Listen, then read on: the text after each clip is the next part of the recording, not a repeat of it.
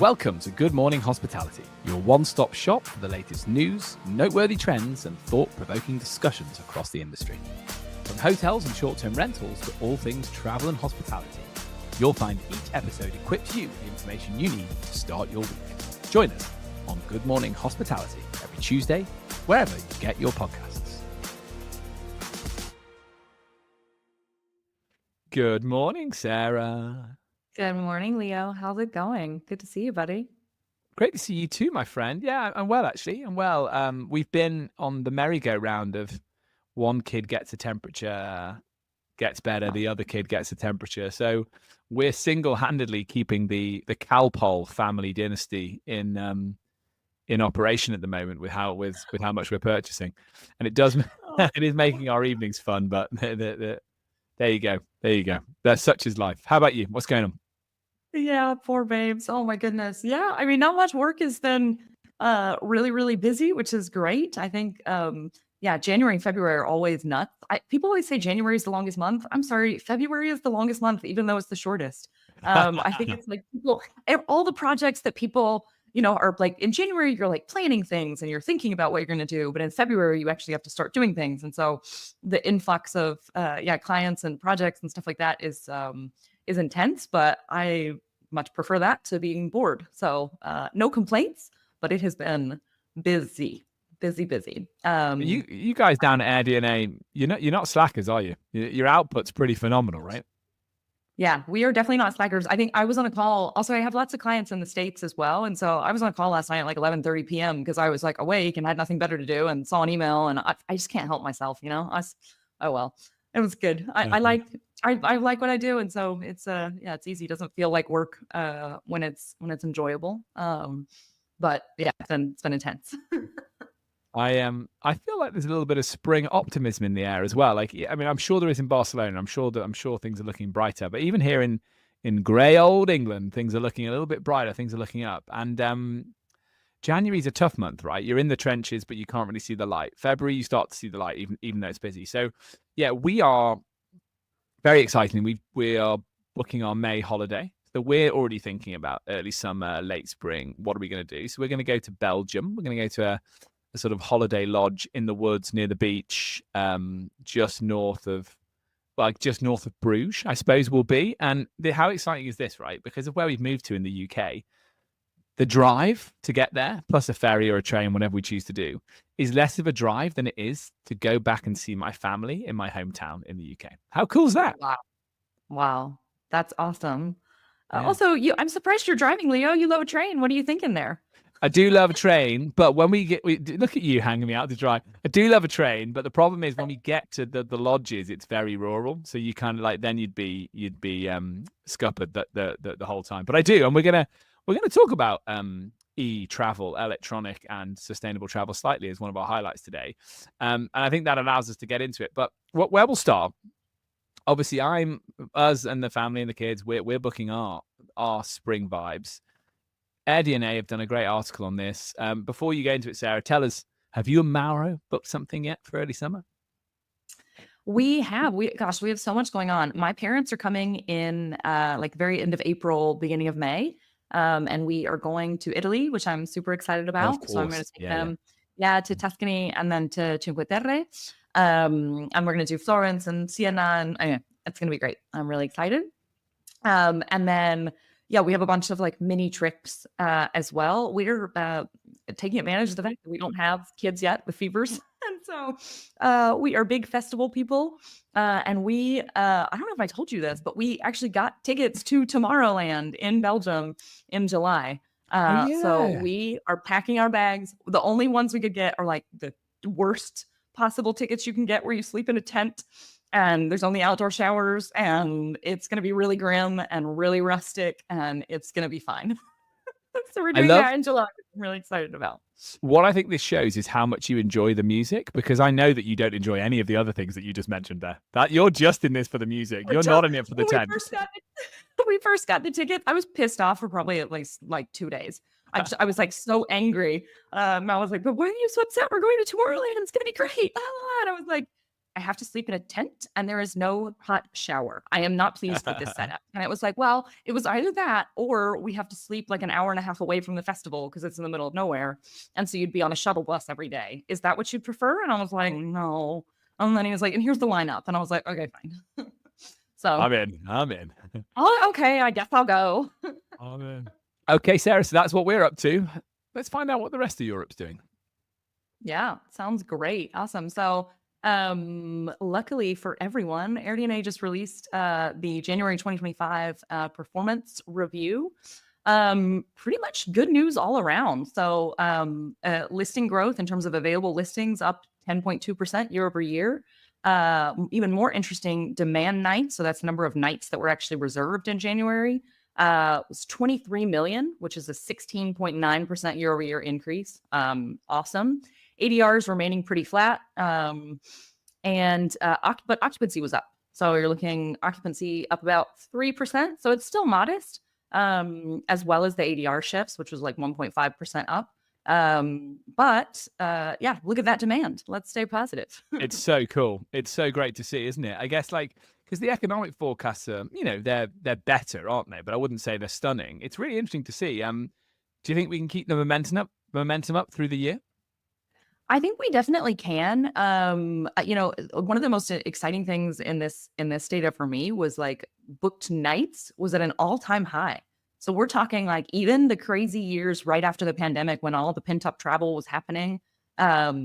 Yeah, I mean, insanely good in January. So really exciting about that. And also demand coming up for ski season is looking really good. And for Easter. So there's a lot of positive growth already coming up for April.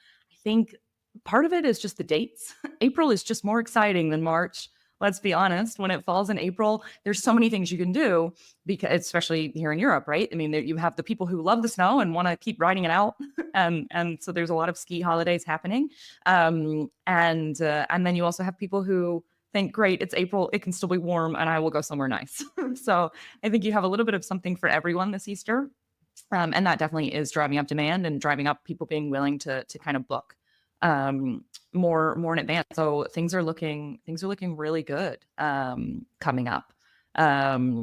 It's going to be a really, really great Easter season. And I'm excited to see what summer brings. So we'll be back in a couple of months probably with what's happening over the summer, but so far looking good. Too soon, I guess, to make any calls on summer because those booking windows are still shortening, right? So I feel like we can make a fair assessment. And what I was reading as well slightly is like Easter bookings are way ahead of where they were last year. We know we had a really good January. Croatia, namely, being one of the early places people are looking at. Croatia's been popular for a few years, so I'm not hugely surprised. I wonder if that's Game of Thrones tourism still sort of pushing its way through. Although I must say, it is just a beautiful part of the world and slightly more cost effective than Italy, France, for example, or Ibiza, the Greek islands. So it does still have that kind of cost effect sort of positive if your budget's a little lower, which maybe plays into the fact that people are still slightly feeling the pinch of the high inflation we've had over the last couple of years. So I think that could be interesting. Are we going to see people book the traditional vacation rental markets this summer, or are we going to see people continue to cast the net slightly further afield, trying new places where their euro goes a little bit further in their pocket? Or dare I say it, because we're going to have to talk about it, we have to talk about it every week, there's less regulation in the short-term rental market. Yeah, I totally agree. I think for me, the most interesting call outs were occupancy and ADR is more or less remaining the same. And that's because a lot of that new demand and increase in demand is being met by new supply in the market. And so, yeah, it's still for our operators out there, there's definitely still competition and they're going to have to do something unique to kind of stand out from the crowds. But all in all, it's good. The demand is there. Great. Let's move on to my highlight, which actually, full honesty for the audience, Sarah found and sent to me and said, "You'll love this because you love sustainable travel." It was so it was just a throwing it over the fence to me, wasn't it? Like, go on, there you go, sustainable travel boy. That's how it felt.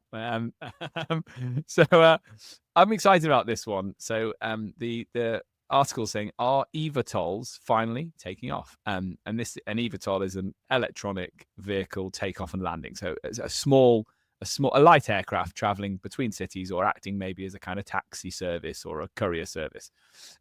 Exciting. So it turns out that the alternative to flying, which we've been talking about for a while, is flying, but it's flying without using gas.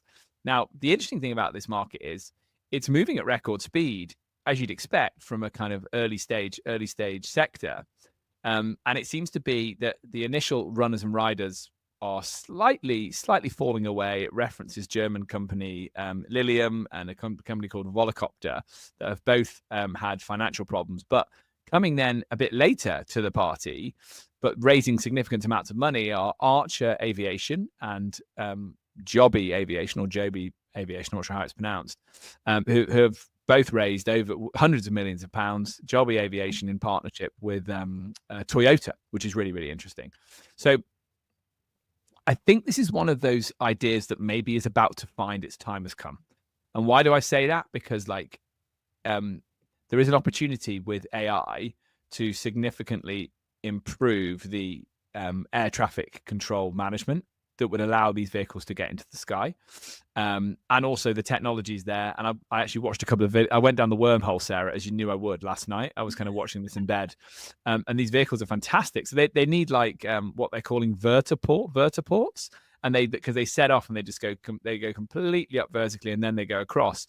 So they're also saying this is a real dent into the helicopter market potentially, which again, helicopters are they're very, very expensive because of the amount of fuel they use. They're not particularly safe. We know problems happen there. So I think this is really exciting in terms of people hopping between cities. Why is this hot? Because we in Europe, and I think we've talked about this before, but we in Europe are more likely to try and find an alternative to taking the plane if we can, if it's a short journey, because we have the rail infrastructure in place. But culturally, there's more of I really feel like I shouldn't be taking this flight. In the US, I think there is no alternative. You have to take the flight because there probably isn't anything like the infrastructure you would need to take a quick train. We know that. So culturally, it's different. Also, I feel that the green agenda is higher up the priority list in Europe than it is in the US right now. So again, potentially Europe has the opportunity to be a leader in this when it comes to investing in it. However, Europe's not great in investing in infrastructure, and there would be an infrastructure investment requirement in order to get this thing, pardon the pun, off the ground. So it's really interesting because I think as you would expect, a lot of these aviation companies are coming out of Silicon Valley. So a lot of the innovations coming from the US. I think a lot of the political will sits within Europe, and it's about who can put those two things together. And what's really interesting is there's a lot of investment from the Saudis and other Middle Eastern players on this. And for them, I think it makes a ton of sense because they are very, very willing to invest in infrastructure. And the governments and the leaders there take an active position and are happy to subsidize industries like this. And to me, it feels that something like the eVTOL market, you could see being hugely popular in a very kind of bougie place like Dubai, right? Like you go from one rooftop vertiport onto the next one. So it's really exciting. We're talking here about eVTOLs that have a driver, but have a pilot, sorry. But it won't be long before that market can be fully driverless. And that is also very exciting. That's where I think it has an advantage over the traditional helicopter market and potentially even the short haul flight market. And look, if you're an airline and, Joby have mentioned that they're in bed slightly with Uber and Delta. If you're an airline, why wouldn't you get in on this? Because, you want to take the plane to get you on that long distance, and then they get you into the airport and they get you onto a smaller light aircraft and get you onto your final destination. That's great. That is potentially seismic in terms of what that does to the travel industry. Because right now, when we're looking at flights, I'm like, okay, great. I'm going to, for example, I'm going to Denver next month. In April. So I'll fly to Denver. Imagine if then I see a link on Delta to say, great, which part of the city are you going to? You can get here from the airport and fly to this part of the city. So the opportunities are really endless. And whoever has that integrated journey, like if I can book that whole thing, that's potentially really exciting, right? I could start in my city, get an eVTOL to the airport, and end up eventually after more flights and eVTOLs in my hotel for the night. Exciting, right?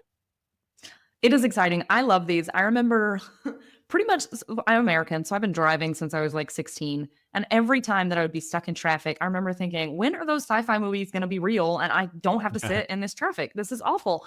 And I recently moved back to Barcelona, to the city center, like a year and a half ago. But before that, I was living outside the city and I was driving in every single day. And every single day, I swear, I wish that I could just get in a nice vehicle that would drop me off in the city center. I kind of think that it's more interesting actually for issues of pollution and congestion of cars within the cities. I think it's going to make the cities more sustainable if we can get it right. I think it's a great alternative to public transportation, which actually we talk about infrastructure, but like I think about so many places that are outside the city center of Barcelona that need a good connection into the city center. And because there isn't one, people are driving individual cars. That's polluting, it's causing traffic, it makes the city noisy and awful. And so, if we can get this right, I think for more, I'm more excited about it for like the commuter traffic use case. I think that would maybe even be more, I guess it would be easier maybe to build the infrastructure because it is more hyper local and is something that would directly impact the taxpayers. And so I think it would be easier to get something like that approved in terms of subsidies or in terms of government financing than maybe something that is like an alternative to normal airline travel. And then maybe I would see it going there for some of the short haul flights. But I think that's what I get most excited about with this. As always, I have to bring my healthy dose of cynicism. You know, it was really clear in the article that one of the biggest issues facing kind of this industry taking off is the fact that AI is needed because right now there's like something like 100 flights or planes that a normal air traffic controller can control right now reasonably. And so it has to be something that is going to be done by machines, not by humans. And there's a couple of problems with that. One, hackers. Can you imagine the mayhem when all of a sudden all of these eVTOLs, crash into each other, or somebody gets in the system and decides to reroute them all where they go somewhere else, even if it's not even a tragic thing and it's just irritating. I also think the legislation for something like this, we talk about, I think the applications, absolutely, I think you're right. In Europe, it would make a huge difference, much more so than maybe in the States, where the distances tend to be much farther. But the regulation in Europe, I think, is going to be really hard to get anything passed. I mean, you can't even hardly get a self-driving car passed in Europe, whereas in the States, it's like, yeah, sure, fine, whatever. Yeah. Probably safer than a human. So I don't know. I would wish it would be true, and I wish that it was all perfectly regulated and everything would be great. But I think it's going to be a long ways away. I don't know if we'll see it in our lifetimes, Leo. I don't know. Stop it. Come on. We can't even, no, come on. Because one, we've got a pact on this. We're going to live forever. So let's not even go there. But two, come on, 10 years, let's say 10 years. You're right. I agree. I think the way you've laid it out is right. I think the political is low. No, the political goodwill on this subject in Europe would be really, really high. Also, your point on commuting, that's why I think this is maybe starting to come of age, because it can be pilotless, right? It can be autonomous. And that's what it would need to really get enough of these things in the air to make it more cost effective. So no one in Europe is going to spend big on having their own pilot come and pick them up and take them to work, because no one has the incomes like that. Whereas I could see even that it might just be a real luxury pursuit in the US. Like I'm thinking California, Silicon Valley. I could see the very affluent taking this mode of transport. Middle East, as I said earlier. But Europe's where I think you can actually have the most benefit, because it has got the most congested cities.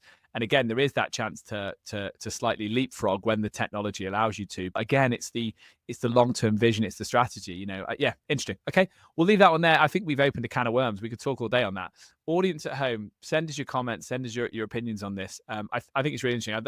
That vertical, that idea of the horizontal booking journey just being just done from like door to door, I think is hugely exciting. And it could all be through an app, which is hence why the strategic partnerships with Uber and Delta, I think, are ones to watch. Okay, we can't not talk about it. You can't go a week without talking about Airbnb. They always find a way to get themselves in the news. But this week it's legitimate. We're talking about earnings calls. So, Sarah, what have you got for us? Yeah, absolutely. So Airbnb released its earnings early this week. I think for me, the biggest standouts were callouts about the co-hosting program, which we have talked about. In the first 4 months, they are saying that they have nearly 100,000 listings that are being supported by co-hosts. And even more interestingly, they're reporting on the earnings of these properties. And so these properties are earning nearly 2 times what an average Airbnb in the same country would earn, which I think makes this even more plausible that it's going to continue to expand. So they've already cited, this is available and up and running in 10 countries right now. And Japan and Korea are the next places that they're going to expand this to. So definitely something for our industry to keep an eye on and keep watch over. I think ultimately it's great. It professionalizes the industry. It professionalizes Airbnb. And we've seen this happen it's been a concerted effort really over the past 6 to 12 months from Airbnb, where, they removed late last year over 300,000 what they consider to be underperforming listings. And so they're definitely going much more after quality rather than quantity, which is a very different shift to what they had historically. And I think ultimately a lot of this is because they want people to have Airbnb be synonymous with quality and something that you can go to and book and you know more or less what you're getting. And so I think this is sort of in line with that, which was really interesting. In terms of the financial results, earnings were positive for Q4 and for the full year of 2024, which is great. But there are some ongoing headwinds. So there is definitely massive rising competition in the short-term rental space. Be that from other OTAs, be that from people booking on social media, which we talked about a couple of weeks ago. So there definitely is more competition in the space. And then there is also an imbalance of supply and demand as regulations are starting to tighten, particularly in more urban markets. And so this is definitely something to keep watch over. Airbnb sort of tempered the expectations of shareholders based on some of these headwinds. That they may not have quite as big of a boomer for the upcoming quarter as maybe people would have hoped.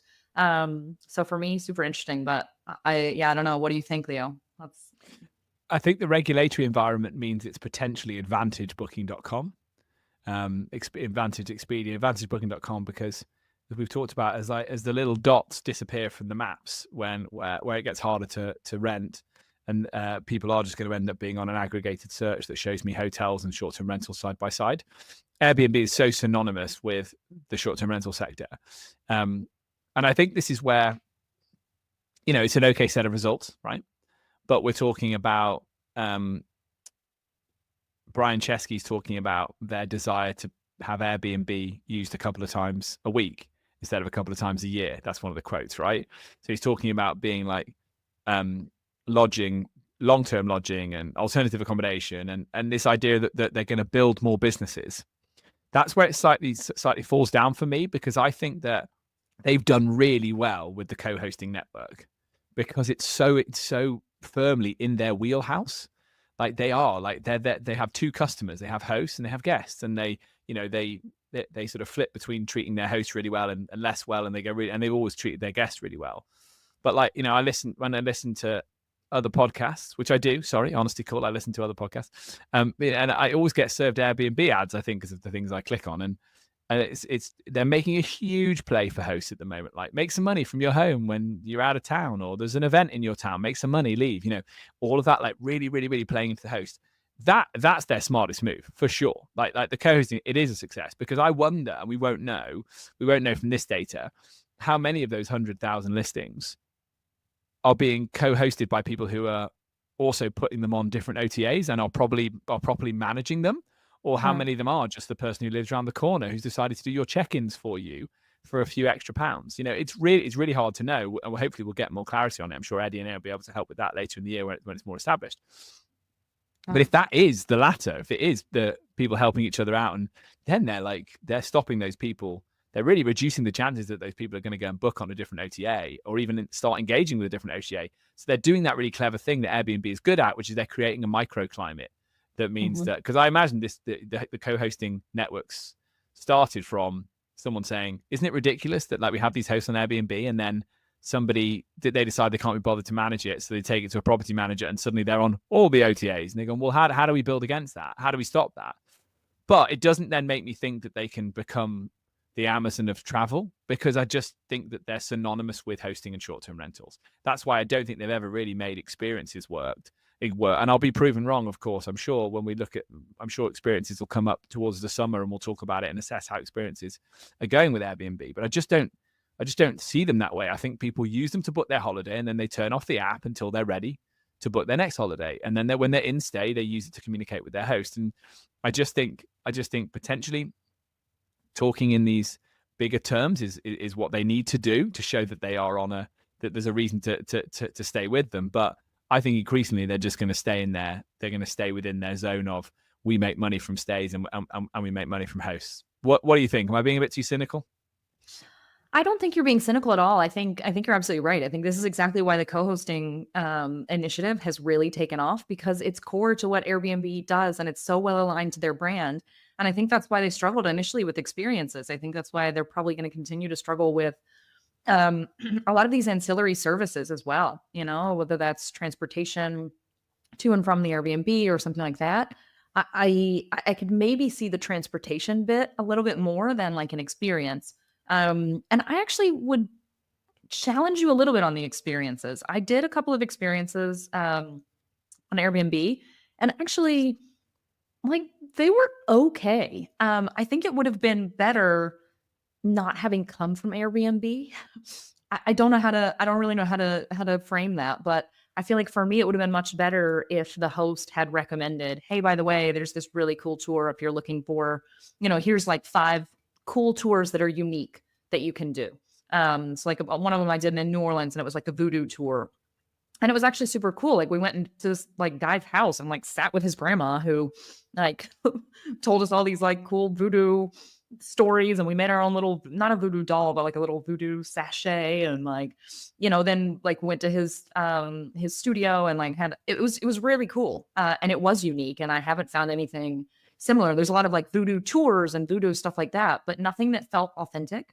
But I feel like for me, because I had booked it on Airbnb, it felt less authentic, even though I know it was authentic. I don't know how to say that in the right way. I get you. Yeah, I get you. Yeah. The Whereas I experience guess is- maybe if there's something maybe there's something philosophically here. We're going maybe going too deep, but when you book your accommodation, a customer may want, someone who's from outside the industry, certainly, who's just quickly booking, may want the certainty of an OTA, may want the certainty of Airbnb, because there is, however accurate this statement is, there's a standardization there going on. Someone's had to apply to be a host on Airbnb. There's a big asterisk next to that, but there you go. Like that. Whereas maybe with an experience, you want the opposite. It wants to feel authentic. It doesn't want to feel standardized. So yeah, maybe I can agree with you on that for sure. Yeah. Awesome. Well, speaking of experiences, Leo, what is up with Tripadvisor? Yeah, also released me. Yeah, so I don't know. I mean, I think I have booked an Airbnb experience or two, from time to time. And it's one thing. So I remember my dad mentioned on the pod. My dad's getting a lot of mentions on the pod, isn't he? He'll be delighted. He was always saying that he worked in, before he went off to university, he worked in country pub near where he lived, and he always said he always thought there was real money in bringing tourists in and showing them like a little bit about country life, right? Taking them fishing, taking them shooting, whatever it might be, whatever they were doing back then in the 70s in the countryside. If you could match it, right? If you could match it up, like bringing that in, and obviously that's been the wonderful thing about the growth of things like Tripadvisor, is that when people do arrive in a destination, they are looking to have that authentic experience, depending on what that destination is, whether they are in the countryside or whether they're in a big city. So I think I'm not surprised that the financial performance of their experiences part of their business, which is Viator, is up. And that accounts for 46% of their total revenue, because I think that is when I think about Tripadvisor, that's what I think about them for. It's advice, it's recommendations, and it's also booking experiences. And back to comparing to Airbnb slightly, I wonder that Airbnb just maybe doesn't quite have enough experiences on there to feel like you're in the Tripadvisor feels like the go-to place, the hub for finding out what you should be doing in the city. And then the next logical step is, well, I might as well book that because that actually looks really good, rather than just being lesser amounts of experiences on Airbnb and maybe them being quite similar based on the people who have decided to upload their experiences to Airbnb. So I think with the experiences, with the however you want to describe it, with what you do when you get there. I think it does make sense to focus on who the leader in that market is, because then you know that's where the key experiences are going to be. And when I think Tripadvisor, again, that is 100% what I think about. So again, they've said that this is their main strategy for growth. You can see it in the numbers. They're having fairly average time of things. So as a brand, as a group, revenues are actually down 6% year on year, but the Viator Q4 revenue is up 16% year on year. So that shows you kind of where they're going. So it's maybe thinking that parts of their business, like the hotel booking, flight bookings, is a little bit sluggish. This part is really taking off. So clearly they're naturally saying this is where we need to be. And they have got in there early with the AI stuff as well, because we know that they're involved with ChatGPT's operator. And I guess they see that as being a really interesting opportunity to do the whole booking experience. We've talked about AI trip. Sarah thinks she's better than AI chatbots for booking holidays. But we're gonna pit Sarah. We do a whole episode, 30 minutes of Sarah via an AI chatbot trying to book a holiday. But I will win. I will win. but with the advent of that, why not? Like, why not have, you booked your accommodation on, you book your flights on Tripadvisor, sorry, you book your flights on Expedia, your accommodation on booking.com, and then your experience via Viator. And I do think, again, back to my point, that my bet here is that the AI operator in question will want to go where they know it's the easiest place to find the most experiences. So having the most inventory, having the most product on the shelf is gonna help you in this new environment. So I get it. They're betting big on AI, as I think they should be, and they're kind of doubling down. So it's about finding what it is that makes their business unique and rolling with it. So yeah, I'm pro. I like it. I'm a Tripadvisor user myself. As you know, I'm quite frugal. I don't spend much money, so I more just use it to find the most cost-effective, tasty restaurant. I'm not booking things necessarily, but yeah, I can totally get on board with this. So yeah, I think it's a smart move. What about you? Yeah, it's funny how when companies actually stick with what they're known for and what they do best, they succeed. Isn't that interesting, Leo? I don't know. I think that for me is the biggest takeaway, right? Just like when I think of Tripadvisor, I think of experiences. I don't think of booking my accommodation on Tripadvisor. It's the same with Airbnb. I think of my accommodation and booking my accommodation, but I don't necessarily think of experiences or transportation or anything like that. And so I do still think that especially the competition from some of the other OTAs, from an Expedia or a booking.com that have historically done it all. And so you do associate them with being kind of one of those multi-step booking engines. I think Airbnb and TripAdvisor are probably going to continue to struggle until or unless, just as you say, they can really flood the market with a lot of supply in this area. And I think that's historically where they've struggled with the experiences. When Airbnb first launched it, they wanted to make sure, which I understand, that they were curated and they were good experiences and they were going to represent the brand well. But I think when you're really trying to break in, you got to just go gung ho and have a lot of supply, because otherwise you're never going to be synonymous with that being something that you do. And then I think you were fine. And that's something they did really well with the lodging sector. Their strategy for many, many years was get as many properties as possible. And now they're finally in the stage where they've reached such a critical mass that they're starting to remove underperforming listings to increase the quality. But you have to have the supply first, and you have to have the volume before you focus on just the quality. I think that's right. And something in there that you said, I think I liked as well, which made me think, you probably have like 3 seconds for people to be able to describe what your brand does or your toast long term. Like, you can't just be like jack of all trades, master of none. So, and I think you could say there's been a few missteps from, say, Tripadvisor, and now they're doubling down and going, well, we probably are the master of recommendations, reviews, and we can be the master of people then booking experiences. That's adjacent to just looking at how nice a restaurant is, but it's very, very, very closely adjacent to it.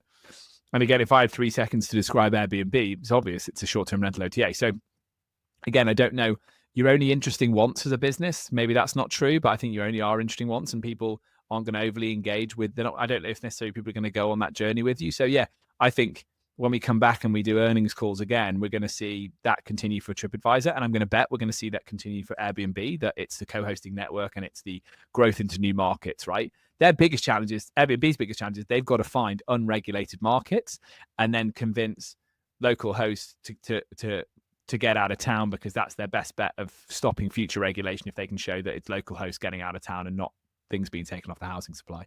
The rest, I think, is marketing. I think your cynicism's rubbing off on me. I've really gone heavy on the cynicism. I'm proud of I myself love today. it. I love it. I'm proud of you too, Leo. I know. I feel Thank like I'm the positive Polly today, and you're Mr. Cynist. I love it. Guys, thanks for being with us today. Sarah, what have you got going on? What's happening this week for you? Yeah, I have my improv showcase tonight at 9 p.m. I'm so excited. I'm on my second round of classes, and I've been doing the classes for 6 weeks, and tonight is the big showcase. So yeah, whenever I get famous, you heard of me here first on GMH Europe. So yeah, I'm really excited. It's gonna be great. I always enjoy the classes, and I love the performances, and so yeah, super excited Love that. about that. Love that, buddy. That's so cool. And I'm going to come and see you one of these days when my kids stop having temperatures. Okay. And I'm flying to Sofia for Scale Eastern Europe, which I'm really excited about. So I'm looking forward to it. We'll be catching up with some of our, we'll miss you, obviously, catching up with some of our industry friends. I realized we were talking to Simon about seeing him in London. I'm actually going to see him this week. And we are going to be doing a show there. Damien and I will do an episode from the conference. And hopefully, if we're lucky enough, we'll be interviewing the mayor of Sofia as well. So we've got a lot of stuff going on. It's going to be awesome. Yeah. And to you at home, thanks for joining us this week. If you've enjoyed the show, please hit like, share, subscribe, and all the usual social places, or go to Apple, Spotify podcast, leave us a 5-star review or a comment. It all really helps. Until next week, thank you.